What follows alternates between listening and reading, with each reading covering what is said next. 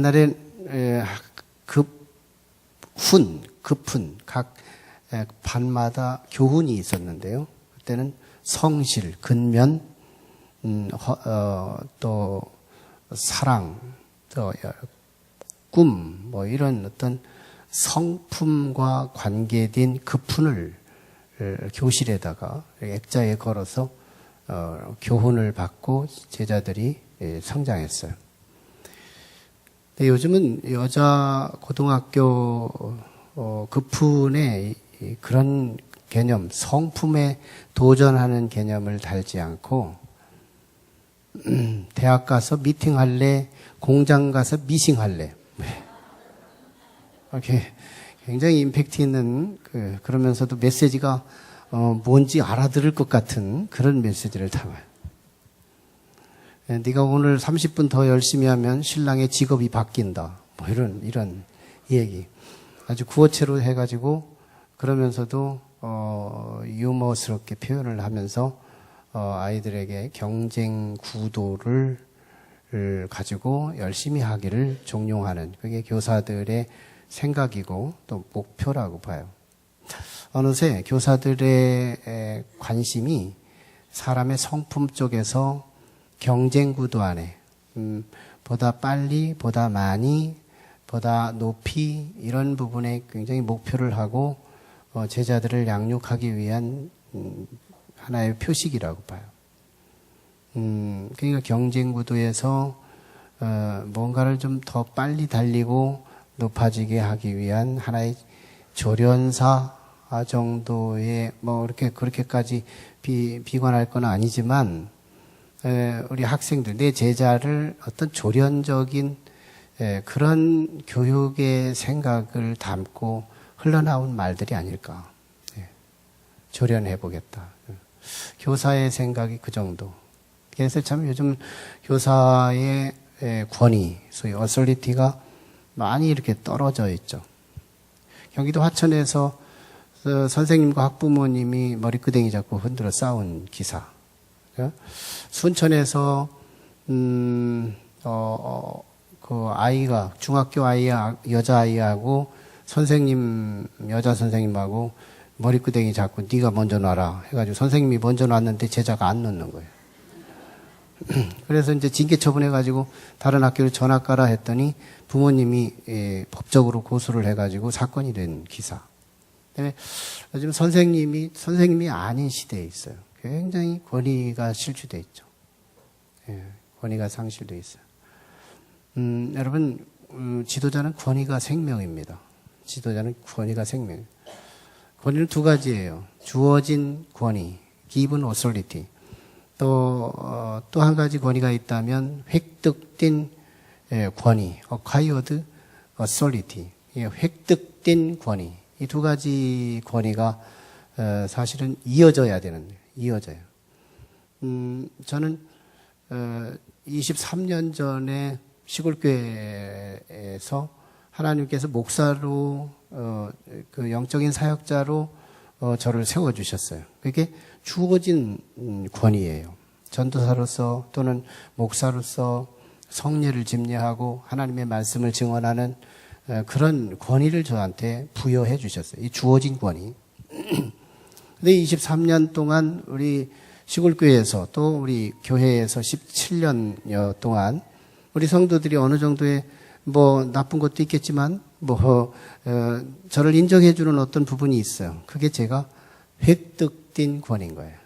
주어진 권위는 위에서 오고 획득된 권위는 아래서 오는 거예요. 회중들이 경험을 하고 그 지도자가 어떤 영향을 끼쳤느냐의 여부에 따라서 리더십이 획득이 되는. 내 말이 참 단순한 그냥 흘리는 말이 아니라 나름대로 권위 있게 들리게 하는 그런 말이죠. 이 권위가 어디서 올까요? 우리는 신비주의나 또 독재주의자들에게서 이 권위의 그 고장난 권위, 잘못된 권위들을 우리가 경험하게 되죠. 신비주의는요, 하나의 무속신앙, 무당들이 그걸 하나의 아이콘처럼 가지고 있죠. 쌍판떼기가 그 정도 가지고 여기까지 기적처럼 살았다. 그러면 막 자기 그러지 않아도 힘들어서 거기 갔는데 쌍판떼기 보고 다 알아보는 이 무당의 이 권위, 거기에 딱 사시나무 떨듯이 그러면서 동공만 크게 키워가지고 도대체 내 해답이 여기 있는가 보다 하고서 딱 주목하고 있을 때요. 그때 부르는 게 부적값이 1,000,000원이면 1,000,000원 사가는 거예요. 그날 대박인 거예요. 장사 잘 되는 거예요. 이게 소위 이 권위주의자들, 권위주의, 위축을 시켜서 나를 따르는 팔로우들을 위축을 주어서 자신의 목적을 달성하는 일에 손쉽게 움직이게 만드는 그게 권위주의들이죠. 공산권이나 또는 군부 독재나 이런 좀 갓나새끼, 군간동무 데려가라고.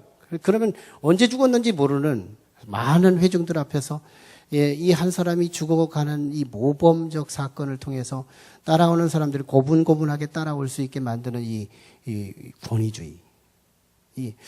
이런 것이 참 오늘날 일반 지도자들에게 또 가정의 부모들에게 이런 권위주의들이 암암리에 우리의 문화 속에서 젖어서 나도 가정에서 또는 그래서 가정의 부모들이 권위를 또 실추하고 권위주의를 또 답습하고 일반 지도자들 또는 심지어는 크리스찬 리더들, 교사들에 이르기까지 이런 권위주의적인 리더, 이것이 우리들에게 몸에 나도 모르게 배어 있어요. 아, 이게 교사상인가? 이게 리더상인가? 잘못 알고 있는 거예요. 진정한 권위, 그게 뭘까? 사실은 군부 독재나 또는 이게 신비주의자들의 이 권위주의적인 이런 모습들 한번 조사해 보십시오. 끝이 다 안 좋아요. 민중들에게 짓밟힘을 당했거나 심판을 당했거나 하나님의 천재지변의 심판을 당했거나 그 가문에 계속해서 흐르는 어려움이 막 이 심판으로 당하고 있거나 끝이 안 좋습니다. 얘는 권위주의적 끝은 언제나 비극이에요. 그 우리가 선생이든지 우리 부모님이든지 사실은 우리가 다 리더고요. 어떤 의미에서는 절대적 선생이 어디 있어요. 내가 선생인가 하면 누군가의 선생이 있고요. 우리는 상대적 선생이에요. 그래서 절대적인 제자도 없고요. 절대적인 선생도 없어요. 모두가 제자라면 모두가 선생일 수도 있어요. 그런 의미에서 우리는 유치부, 유년부, 초등부, 중고등부, 청년부, 세대별 이런 사람들만 식별해서 교사주일 아니에요. 다음 주에 부부주일입니다. 부부 아니라고 우리에게 메시지가 소용없다고 생각하면 안 돼요. 어떤 의미에서 우리는 서로 사랑할 수 있는 상대자가 있다면 그게 어떤 모습이든지 우리는 그 원리를 찾아서 하나님의 말씀을 들으면 되는 거거든요. 그게 케어고 그게 돌봄이고 그게 치유일 수 있어요. 오늘 교사주일에 주시는 말씀이 우리를 많이 만져주실 줄로 믿습니다. 진정한 권위가 어디일까? 우리는 예수님에게서 그 교사의 또는 지도자의 원형, 어설리티의 원형을 찾아요. 진정한 권위. 한마디로 말하면 사랑이죠. 사랑의 리더십. 사랑입니다. 우리는 예수님 당시에도 그런 문제의 갈등이 있었어요. 네, 예수님이 마태복음 5장에서 산상수훈을 시작하시고요. 마태복음 7장에서 산상수훈을 마치면서 7장 28절, 7장 29절에 예수님의 그 가르침에 대한 회중의 평가가 있어요. 이는 그 가르치는 것이 권위 있는 자와 같고 그들의 서기관들과 같지 아니함일러라. 이게 예수님에 대한 산상수훈 이후의 평가예요. 권위 있는 자와 같고 그들의 서기관들은 그때 당시 설교자들이거든요. 그때 가르치는 스승이거든요. 대표적인 선생의 아이콘이거든요. 그런데 그들과 같지 아니함일러라. 뭘까요? 그들은 권위주의였어요. 근데 예수님이 뭐예요? 다르더라는 거예요. 뭔가 다르더라. 진정한 권위가 바로 그거였다. 근데 예수님께서 그렇게 또 비유하시죠. 유대인 전통에서는 그 제사장 하면 권위제예요. 제사장. 저 레위 지파 안에서 제사장이 나왔어. 그러면 영광스러운 주어진 권위가 저절로 붙어요. 레위 지파는 제사장이 될 수 있는 가능성, 12지파 중에서 아주 부러운 지파가 레위 지파예요. 그들은 나름대로 권위가 있는, 사회적 권위를 보편적으로 지고 있는 그런 지파들이죠. 근데 이들이 강도 만난 사람을 만나요. 근데 그들이 그냥 지나치잖아요. 제사장은 제사 시간 가까워졌으니 나 바빠서 가야 되겠다 갔어요. 레위 지파는 개인 사정 때문에 갔어요. 근데 유대인들이 가장 싫어하는, 인격으로 취급도 하지 않고 정말 천시 여기는 사람이 누구냐면 유대인의 밖에 있는 택함받지 않은 이방인. 그게 그때 당시 우리였죠. 우리 이방인들, 유대인들의 입장에서 선민, 선택받은 백성의 입장에서 이방인들은 개였어, 개. 사람이 아니었어요. 인격이 아니었어요. 근데 이 유대인들에게 있어서 더 이방인보다 더 나쁜 부류가 있었는데 그게 바로 사마리아 사람이었어요. 사마리아 사람은 인격도 아니에요. 거기에 무슨 존경이 있고 거기에 리더십이 뭐가 있고 거기에 무슨 어설리티가 있겠느냐. 없습니다. 사마리아 사람은 없어요. 근데 예수님께서 이 사마리아 사람에게 뭔 수식어를 붙여요. 형용사 수식어를 붙여줘요. 선한 사마리아. 이거 지금은 우리가 자연스럽게 받아들이는 개념이지만요. 그때 당시는 이거 혁명적 단어예요. 사마리아 사람한테 무슨 선한이 붙어요. 강도 만난 자를 치유해주고 회복시켜줬다라고 하는 이 여기서 뭐가 있어요? 사랑이 있잖아요. 걔보다도 못했던 그 사마리아 사람이 이 강도 만난 유혈이 낭자한 이 사람을 이 나귀에다 태워서 주막에다 맡기고 부비를 더 들면 지불하겠다고 책임지고 있는 이 속에 그 사마리아 사람 속에 주께서 뭘 보신 거예요? 사랑을 본 거예요. 사랑이 리더십이에요. 사랑이 리더십이에요. 오늘 본문은요. 예수님께서 성목요일 돌아가시기 바로 십자가에 죽으시기 바로 직전 주일이 성자 붙이는 월요일, 성화, 성수, 성목, 성금요일, 성토요일 그렇게 계산이 되는 건데요. 성목요일 날 예수님의 제자들을 딱 저녁 식사를 하시고 제자들에게 딱 와라 해놓고서는 예수님이 가슴에 허리에다가 수건을 딱 둘러버리죠. 그리고 예수님 제자들을 앞에서 선생님이 선생으로서 무릎을 탁 꿇습니다. 그리고 제자 한 사람 한 사람 오라고 말해요. 세숫대야를 놓고 제자들의 발을 씻어줘요. 네가 나를 선생이라 하고 주라고 하지? 옳도다. 나는 너희의 선생이다. 그러나 내가 너희에게 선생으로서 너희의 발을 씻어주는 것처럼 너희도 서로 발을 씻어주라. 이 말씀이 오늘 본문의 내용이에요. 여러분 정말 사람마다 각각 이 사랑이 리더십이지만 사랑이 사랑일 때 사랑이 사랑으로 접수되는 사람은 각각 개인적인 캐릭터가 달라요. 여자들한테 사랑해 100마디 하면 많이 할수록 불리해요. 그건 사랑이 아닐 수 있어요. 여자는 꽃 한 송이라도 들고 사랑해 하면 사랑을 느껴요. 사랑은 추상명사예요. 사랑이 특화되지 않으면 절대로 사랑을 느끼지 않습니다. 접수하지 않아요. 나 혼자만 사랑에 내 때로만 붙이고 입술만 올릴 뿐이지 사실은 상대방이 사랑으로 느끼지 않는데 무슨 사랑이에요? 남성들은요. 꽃송이 갖다 줘가면 사랑해 처음에는 할지 모르지만 몇 번 해보세요. 꽃송이도 무색해져요. 남성은 꽃송이에서 사랑을 느끼지 않아요. 당신 없으면 커튼도 못 달아. 뭐 이런 말 한마디. 당신의 알통은 전에보다 더 굵어졌어. 뭐 이런 남자다운 어떤 아이덴티티를 터치해주면서 그를 인정해주면 비로소 내 아내가 나를 사랑하는구나. 이걸 느끼는 거예요. 예. 여러분 제자들도 마찬가지예요. 피도 하나 안 섞였죠? 남남인 저 사람이 나를 과연 뭐할까? 정말 사랑할까? 사랑한다고 하죠. 얼굴도 웃어주고 친절도 대해주고 백날 사랑을 못 느껴요. 예수님은 사랑하는 제자들을 향하여 자신의 허리에 수건을 둘러요. 그리고 제자들 앞에서 선생으로서 무릎을 꿇어요. 그리고 그들의 발가락 사이에 손가락을 넣고 그들의 먼지를 떨어내고 냄새나는 땀을 벗겨내며 그들에게 따뜻한 사랑을 전해요. 제자들은 발이 씻겨지면서 주님의 가슴 속에 들어있는 그 사랑을 경험합니다. 사랑은 특화될 때만 사랑이 전달돼요. 예수님은 제자들이 발을 씻어줌을 통해서 사랑이 전달된 거예요. 와, 다르다. 여러분, 이것이 소위 세족식이라는 식상한 용어로 우리가 통하는 얘기지만 예수님께서 발을 씻어 주셨다는 이 사건은 두 가지 의미를 담고 있어요.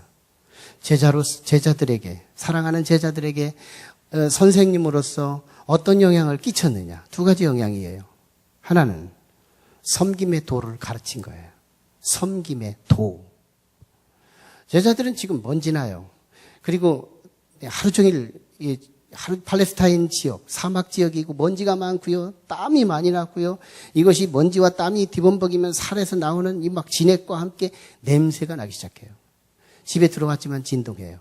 부잣집 같으면 종들 시켜가지고 손님 발 다 씻어주는데 여기는 예수님이 종들을 시키지 않고 자기가 직접 씻어주는 거예요. 아, 제자들의 피로를 씻어주고 그러면서 제자들이 지금 땀내나고 더럽고 추한 이것을 예수님이 씻어주고 있는 거예요. 섬겨주고 있는 거예요. 나중엔 지식도 섬겨주죠. 무지했던 제자들에게 하나님 나라의 지식을 가르쳐 주시죠. 그리고요, 고작해야 자기 집 식구들, 고작해야 자기밖에 모르는 제자들, 이기주의 충만했던 제자들, 그들을 향하여 유대를 보게 하시고 예루살렘을 보게 하시고 사마리아를 적으로 보지 않게 하시고 유대와 사마리아와 땅끝까지 열방까지 내다보게 하는 세계 비전을 제자들에게 심어줘요. 제자들에게 심어줘요. 그래서 우리 주님은 몸을 섬겨주시고 지식을 섬겨주시고 꿈을 섬겨주시고 그럼으로써 우리 주님은 제자들에게 제자들답게 섬겨주신 거예요. 섬김이 선생의 사명인 거예요. 아, 우리 권위주의적인 선생의 의식. 이렇게 와 하면 오고 저리 가 하면 저리로 가고 심부름 시키면 심부름 잘하는 걸 제자가 하는 것이 아니고 제자들 앞에 사실은 내 마음을 무릎을 꿇리는 거, 그들을 씻어줄 수 있는 수건이 준비되고 대화를 준비시키고 물을 준비해서 그들을 보듬어 줄 수 있고 그들의 필요를 채워줄 수 있는 그런 선생, 그게 필요하죠. 여러분, 섬김은 사람을 바꿔요. 사람을 움직이게 해요. 내면부터 움직이게 해요. 우리가 잘 알고 있는 테레사 수녀, 이미 돌아가신 분이시지만 그분이요, 미국에 한번 순방을 한 적이 있었어요. 미국에 순방했더니 한 여자 청년이 자살을 하기 직전에 했어요. 마지막 존경받는 지도자라고 사람들에게 소문을 듣고 테레사 수녀에게 상담합니다. 사실은 선생님, 내가 어떻게 해야 내 미래를 향해 갈 수 있을까요? 나는 오늘 죽고 싶습니다. 방법을 좀 알려주시죠. 테레사 수녀는 그 아가씨에게 이렇게 말합니다. 내가 방법은 나중에 알려줄 테니 한 달만 나를 쫓아와 줄래요? 그래서 인도의 캘커타로 갑니다. 거기는 고아들이 있습니다. 거기는 빈자들이 있습니다. 그곳에 가서 고름을 짜주고 거기서 발을 씻어주고 거기에서 옷을 입혀주고 먹을 걸 먹여주고 이러면서 있는데 이 아가씨가 가서 거기서 그걸 수발하는 거예요. 계속 한 달 동안 섬겼어요. 그런데요, 놀랍죠? 한 달 저물어 갈 그 시점에 이 아가씨는 얼굴에 윤기가 나기 시작해요. 생기가 돌기 시작해요. 테레사 수녀는 그 아가씨에게 이렇게 말해요. 아가씨요, 이제는 죽어도 됩니다. 아가씨가 대답해요. 제가 왜 죽어요? 여기가 내가 설 자리인데, 여기가 내가 있어야 할 자리인데 내가 왜 죽습니까? 섬김이 남한테 빼앗기는 줄 아는 거예요. 섬김은 남에게 절대로 빼앗기는 게 아니에요. 내가 너에게 보이는 걸 주고 보이지 않는 고귀한 것을 내가 취하는 거예요. 나는 사실은 먹을 게 없어서 죽으려고 하는 것이 아니고 돈이 없어서 죽으려고 하는 게 아니라 사실은 내게 삶의 의미가 없어서 죽으려고 하는 거거든요. 내가 누군가의 선물을 줄 때 나는 의미를 다시 받아요. 내 인생에 의미가 쌓일 때 우리는 나의 존재의 가치가 생성되고 나의 존재의 가치가 확실하게 확인될 때 우리는 행복이라는 것이 있는 거예요. 네, 섬김은 삶을 바꾸는 거예요. 제자들이 아직 철이 없고 아직 알지 못하고 미성숙돼 있고 성장되어 있지 않은 그 제자들에게 조금만 더 섬김을 가르치면 그의 인생은 치유될 수 있어요. 여러분, 누군가의 자꾸만 섬김을 받아보십시오. 저는 옛날에 우리 자녀들에게 하나님 정말 존경받는 자녀만 되게 해주세요. 사랑받는 자녀만 되게 해주세요. 그렇게 기도했어요. 요즘 그렇게 기도하지 않습니다. 많은 사람을 섬길 수 있는 사람, 많은 사람들에게 정말 좋은 영향을 미칠 수 있는 사람, 그런 그런 자녀가 되게 해달라고 기도해요. 저희 기도는 바뀐 거예요. 어디서 존경받고 어디서 사랑 많이 받고 이런 자녀가 되기를 원치 않아요. 왜? 그런 자녀는 얼마 가지 않아서 그 마음이 썩어요. 사랑만 계속 받아보십시오. 존경만 계속 받아보십시오. 그의 인생은 병들걸요? 우울해질걸요? 왜? 세상이 어두워질걸요? 이상합니다. 자꾸 누군가를 나눠줘 보세요. 누군가를 섬겨줘 보세요. 누군가의 필요를 채워줘 보세요. 이상하죠? 내 것이 생겨요. 나의 삶의 의미와 나의 삶의 윤기와 나의 삶의 보람과 놀라운 희망이 내 속에서 솟아나요. 내가 사는 거예요. 섬김은 내가 사는 거예요. 선생의 역할을 하면서 우리가 행복이 없다면, 저는 목사의 역할을 하면서 행복이 없다면 실패자예요. 어디서 오는데요? 섬길 때 오는 거거든요. 솔직한 얘기로 저는요, 여러분들의 이름, 새 가족들은 잘 인식이 잘 안 돼요. 신방 간 사람은 해요. 근데 잘 인식이 안 돼서 가끔씩 빼앗아지는데, 새 가족 사진 열린데 새벽 기도 마치고 가다가 제가 그분들 이름이라도 하나님 앞에 올리고 가요. 어떻게든지 한 영혼이라도 그 이름을 하나님 앞에 새벽에 올려놓고 가고 싶어하는 이 섬김, 이거 모르실걸요? 잘 모르실걸요? 거기서 나는 내 나름대로의 공급을 받아요. 여러분들이 직접 주지 않아도 하나님께서 내게 주시는 공급이 있어요. 섬기는 자는 자신의 삶을 윤택하게 하고 복되게 하는 거거든요. 예수님께서 발을 씻어주셨다는 이 사건은 단순히 섬김으로 끝나지 않습니다. 예수님이 제자들을 발을 씻긴 것은 제자들의 부족과 제자들의 미성숙과 제자들의 실수와 제자들의 허물과 죄를 씻어주셨다는 것을 말해요. 용서의 도입니다. 섬김의 도를 넘어 용서의 도를 가르치는 예수 그리스도. 사실은 이 발의 신이라고 하는 것은 모세가 시내산에 올라갔을 적에 하나님의 음성이 들려지자, 모세야, 네가 선 곳은 거룩한 땅이니 네가 신은 신발을 벗으라. 뭐예요? 하나님이 거하시는 그 땅이 거룩한 곳이니 세상에 짓밟고 다니던 먼지 묻은 거, 더러운 거, 냄새나는 그 신발은 벗어야 한다. 영적인 의미예요. 뭐예요? 허물과 죄를 말해요. 그거 벗고 와라 이거예요.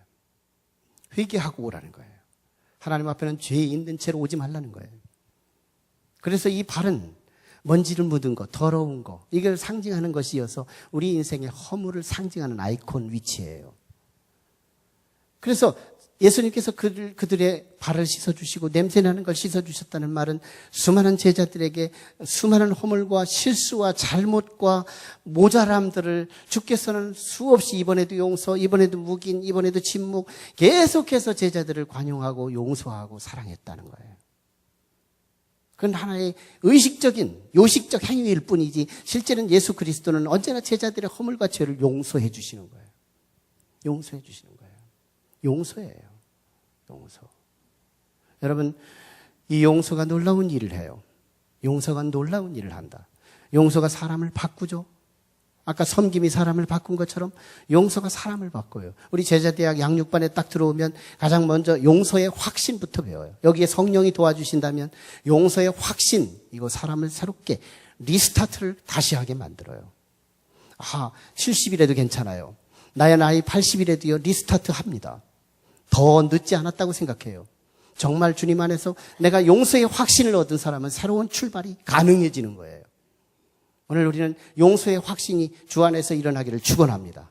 우리의 영원한 스승 되신 성령님의 결과, 사역의 결과로 오늘 용서의 확신이 있기를 바라요. 근데 이 용서의 확신을 누구로부터 얻어요? 이 땅에는 많은 선생님들로부터 용서를 받아야 돼요. 사실은 선생님은 성숙자예요. 성장을 넘어 성숙자. 성장은 부피가 커지는 거지만 성숙은 남을 자기처럼 여길 수 있는 타인이 중심이 되는 것이죠. 그러면 선생은 그런 성숙자라고 하면 제자는 뭐예요? 미성숙자, 미숙자. 그러면 이 미숙자가 수많은 실수와 실패와 시행착오와 많은 선생답지 못한 어떤 요소가 있을 거죠. 근데 그때마다 지적하고 그때마다 책망하고 그때마다 정죄한다면 그 선생님 옆에 제자가 한 명이나 남을 수 있을까요? 말라 죽을걸요? 그 선생님 옆에 제자가 많다는 말은 저 선생님은 용서가 많다는 것을 의미하는 거예요. 용서는 놀라운 일을 해요. 놀라운 일을 해요. 사람을 바꾸는 거예요. 우리는 라디제 러블 한 그런 소설이 있었죠. 그것이 영화화됐고 그런 것인데 우리나라 이름으로 소위 장발장이라는 이야기 잘 알고 있습니다. 장발장이가 사실은 자기 조카에게 허기진 배를 채우기 위해서 빵을 훔쳤다가 어떻게 엮여가지고 19년 징역 생활을 해요. 그랬다가 19년 만에 이제 추록이 돼서 나옵니다. 뭐가 있겠어요? 아무것도 없죠. 아무것도 없는 자가 되는 거예요. 그게 거처도 없죠. 그러다가 어쩌다가 하나의 사제 집에 들어갑니다. 들어갔더니 사장님이 먹을 걸 주고 그리고 거기에 잠잘 곳을 주어요. 근데 잠을 자는데 거기에 값이 나갈 만한 은잔이 보이는 거예요. 은혜를 받은 거잖아요, 사제한테. 먹을 것뿐만 아니라 잠잘 곳까지 기여했는데 얼마나 은혜를 받았어요. 은혜 위에서 배은망덕하는 거예요. 은잔을 가지고 도망칩니다. 그러다 경찰 만나서 잡혔어요. 이 경찰이 사실은 수소문 해가지고 이 사제 것이라는 걸 알고 데리고 와서 사제님, 바로 당신의 것입니까? 이 사람이 이 은잔을 훔쳐갔네요. 그때 사제가 이 장발장을 향하여 아닙니다. 제가 가지고 있던 이 은잔을 이 장발장에게 내가 선물로 준 것입니다. 이렇게 대변을 해주면서 이 아이는 거기서 큰 충격을 받아요. 와, 나를 정죄해도 부족한데, 나를 감옥에 집어넣어도 부족한데, 나를 용서를 넘어 자기가 선물로 줬다고 하며 그때요, 그 가슴 속에서 움직이는 활동성이 시작된 거예요. 그 마음. 저 사제 속에 뭐가 있을까? 사랑을 느낀 거예요. 용서를 느낀 거예요. 그래서 그는요, 이 사제의 말씀대로 자신의 혼자 있는 데에서도 하나님을 찾았고, 그리고 하나님을 잘 믿으면서 성실하게 인생을 살아서 한 도시의 시장이 됐다는 그런 일화가 있어요. 시장이 됐대요. 사람을 뭘로 바꿔요? 용서받을 때. 저 선생님은 나를 맨날 눈치를 주고 정죄를 하고 있다. 그를 언젠가는 떠나고 싶은 거죠. 다시 안 들어오죠. 그러나 우리 선생님은 언제나 실패해도 괜찮아. 언제나 실수를 해도 용서해 줄 수 있는 그릇이 돼 있어. 가장 힘들 때 누가 생각나겠어요? 우리 선생님을 찾아가지 않겠어요? 여러분, 용서는 또 다른 일을 해요. 원수를 친구 되게 합니다. 우리가 잘 알고 있는 김구 선생, 중국에서 나름대로 해방운동을 하게 될 때 이 김구를 죽여야 된다. 아니, 나름대로 이 한국 청년이 그곳까지 가서 작은 칼을 숨겼던 것을 끄집어내서 죽이려고 하다가 독립군들에게 잡힙니다. 그때 이 잡혔다 소리를 듣고 김구 선생이 그에게 찾아가서 맨발로 내가 여기서 참으로 복이 든 한국 청년을 또 볼 수 있다니 하고 가서 막 부둥켜 안고 이 김구 선생이 눈물을 뚝뚝 떨이며 흔들리는 거예요. 그때 이 청년이요, 거기서 회심하는 거예요. 저도 선생님과 함께 독립운동에 참여하겠습니다. 정말 역사적인 사실적 자료가요. 얼마나 참 귀한 일이에요. 우리는 이 용서가 사람을, 원수를 친구로 바꿀 수 있다는 거. 근데 또 한 가지 있습니다. 용서는 놀랍죠. 내가 용서받을 조건이라는 거예요. 내가 누군가를 용서하는 게 손해볼 것 같죠? 내가 누군가를 용서할 때 억울한 것 같죠? 용서가 정말 힘든 거죠? 인간의 한계죠? 할 수 없는 게 용서죠? 그게 내가 은혜를 많이 준 사이일수록 더 심하죠? 용서는 사실은 인간의 몫이 아닌 거야. 여기까지 우리는 목에 차오르죠? 그럼에도 불구하고 성경은 잔인하게 우리 보고 용서하라죠? 도대체 공감을 초월해서 공감하든지 이해가 되든지 말든지 우리 보고 용서하라죠? 왜 용서하라고 할까요? 사실은 그 너머의 지식이 우리 선생님 되신, 성경의 저자 되신 하나님은 알고 계시기 때문에 사실은 나를 위한 거라는 거예요. 나를 위한 거래요. 마태복음 18장에 보면 예수님께서 1만 달란트의 빚진 자를 탕감해 준 주인을 얘기해요. 근데 탕감받고 1만 달란트 평생 벌어도 벌을 수 없는 수십억 정도 될 거지요? 그런데 이 평생 벌어도 갚을 수 없는 이것을 다 하루아침에 탕감받았어요. 롤을 하려고 집에 가는데 100만 원짜리 빚진 자가 돈을 안 주고 또 뻔뻔하게 고개 들고 지나가는 거예요. 이놈아 너 언제 100만 원 갚을 거야? 하고 한번 쥐어받고 때려치고서 끌어다가 자기 조그마한 광에다 가둬버린 거예요. 이 소문이 드러났어요. 일만 단날 때 탕감을 해준 이 선생님이, 이 주인이 이 소식을 듣고 종들을 시켜서 저름 다시 체포해 와라. 그래가지고 자기 감옥에 가둬두고 너는 이 값을 1만 달란트를 다 갚기 전에는 내가 너를 놓아주지 않으리라. 예수님께서 이 이야기를 마치고 교훈을 남기십니다. 너희도 네 이웃을 용서하지 않는다면 천부께서 너희를 용서하지 않을 것이다. 여러분 마태복음 6장 12절에는 예수님께서 주기도문을 가르쳐 주시죠. 주여 우리가 우리의 죄를 사하여 준 것 같이 우리의 죄를 사하여 주옵소서. 내가 남의 죄를 용서해 줌으로 인하여 하나님이 나를 용서하실 수 있는 순서 뭘까요? 조건인 거예요. 아무리 억울해도 아무리 안 되더라도 하나님의 도움을 구하면서라도 나는 내가 용서가 필요하다는 거예요. 아니 나 때문에 필요한 거예요. 내가 해결되기 위해서, 내가 하나님에게 용서받기 위해서, 내가 건강하기 위해서, 내가 하나님 앞에 성도되기 위해서 나는 누군가를 용서해야 돼요. 여러분 정말 진정한 선생 옆에는 주변에 많은 변화와 성숙자로 바뀌어 있는 숲을 볼 수가 있어요. 오늘 아까 우리 조그마한 스판 영상을 보셨죠?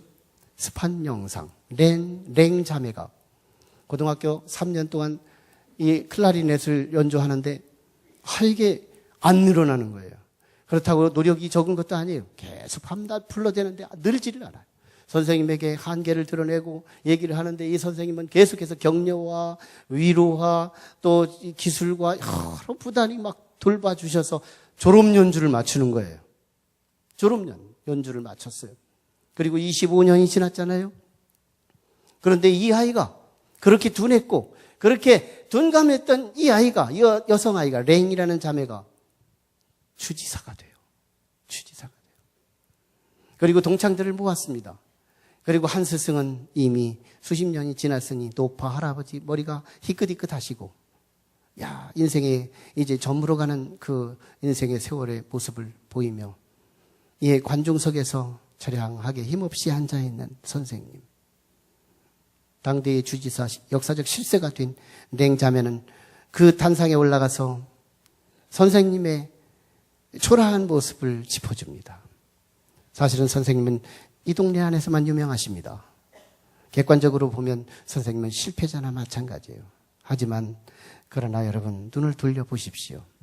우리 선생님이 실패자이십니까?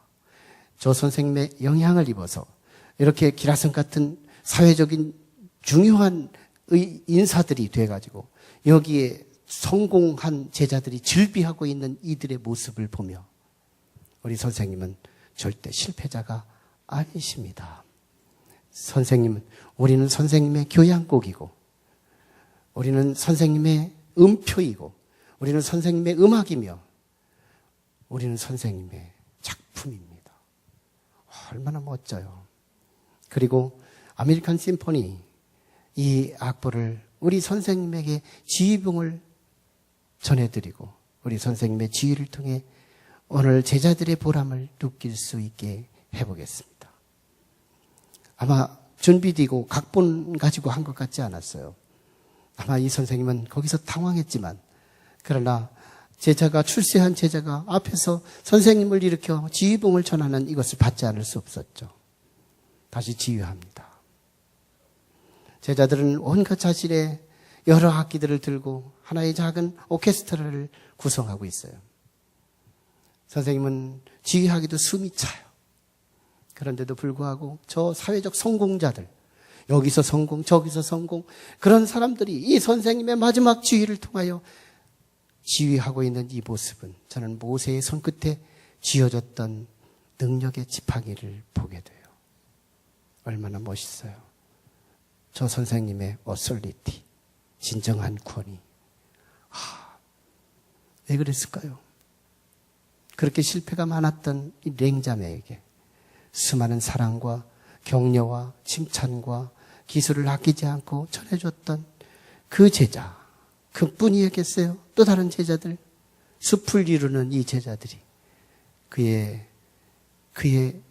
교양국이고 그의 면류관이고 그의 자랑이고 그의 의미가 되고 있었다는 거예요. 저는 이 선생님의 권위에서 예수 그리스도의 권위를 보고 또다시 오늘 우리의 교회의 주님, 제가 교사입니다. 주님께서 나를 세워주신 교사, 권위주의적 교사가 아니라 진정으로 사랑의 아이콘을 쥐고 있는 교사. 그래서 이 사랑이 우리 사랑하는 제자에게 적절한 사랑을 체감할 수 있는 섬김과 부단히 용서를 통해서 그들의 성품을 도전해 주는 진실된 예수님 닮은 교사들이 우리 교회 안에 충만하기를 주의 이름으로 축원합니다. 그리고 우리 한국교회가 그런 사람이 필요한 거예요.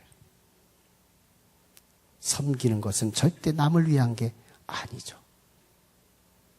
용서하는 것은 절대 남을 위한 게 아니죠. 섬기는 건 남을 위한 게 아니죠. 제자에게 심었다가 내가 거두는 거예요. 용서하는 건 제자에게 심었다가 내가 다시 거두는 거예요. 이게 선생의 축복입니다. 지금은 우리 주 예수 그리스도의 크신 은혜와 하나님 아버지의 극진하신 사랑과 성령님의 감동 감화 역사 함께 하심이 오늘 교사주의를 맞이하여 하나님의 말씀으로 은혜 받고 먹고 돌아가는 모든 교사들과 우리 성도들 위해 지금부터 영원토록 함께 하시기를 간절히 축원하옵나이다. 아멘.